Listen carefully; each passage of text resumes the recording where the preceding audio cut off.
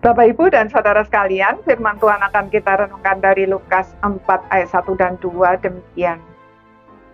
Yesus yang penuh dengan Roh Kudus kembali dari sungai Yordan, lalu dibawa oleh Roh Kudus ke padang gurun. Di situ ia tinggal 40 hari lamanya dan dicobai iblis. Selama di situ ia tidak makan apa-apa dan sesudah waktu itu ia lapar. Saudara, banyak orang setelah selesai menempuh pendidikan ingin segera mendapat posisi yang bagus, sukses, dan menjadi kaya. Akibatnya banyak orang yang terus berpindah-pindah pekerjaan dan berputar-putar tanpa hasil. Mereka lupa bahwa orang bisa sukses setelah melewati banyak tahun yang penuh tantangan dan perjuangan yang tidak kenal lelah.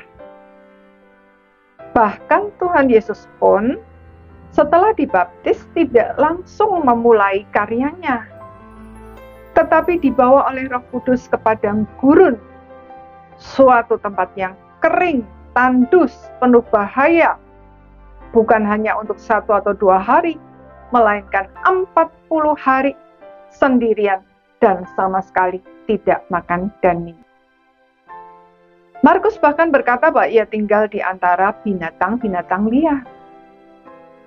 Matius menulis tujuan Roh Kudus membawa Tuhan Yesus ke sana dengan jelas, yaitu untuk dicobai iblis.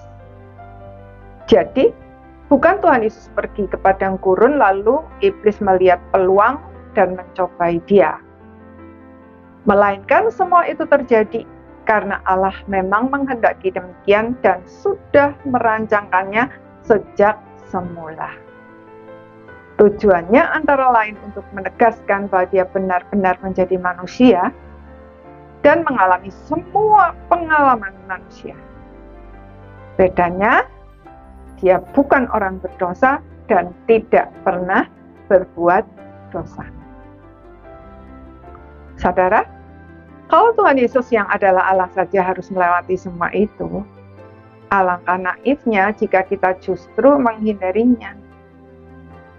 Tuhan mungkin memang tidak membawa kita ke padang gurun secara hurufiah, tetapi ada banyak pengalaman padang gurun yang perlu kita jalani. Mungkin itu adalah atasan yang menuntut kerja keras dengan disiplin yang sangat ketat, rekan kerja yang sulit diajak kerjasama dan suka menjatuhkan rekan, anak buah yang malas dan banyak tuntutan, pekerjaan yang penuh resiko dan tantangan, dan lain sebagainya. Semua itu dirancang bukan untuk menghancurkan kita, melainkan justru untuk menjadikan kita orang-orang yang kuat dan berkarakter seperti Kristus.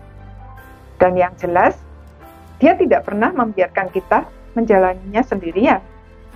Dia selalu ada untuk kita. Kita bisa mengandalkan Dia kapan saja, di mana saja, dan dalam segala situasi dan kondisi, serta memberi kemenangan.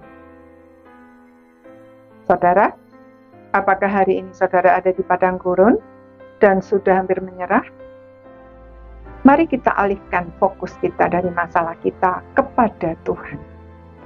Andalkan Dia dan majulah langkah demi langkah sesuai dengan pimpinannya. Tidak usah menoleh ke kiri dan ke kanan.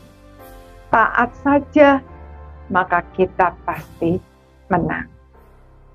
Amin.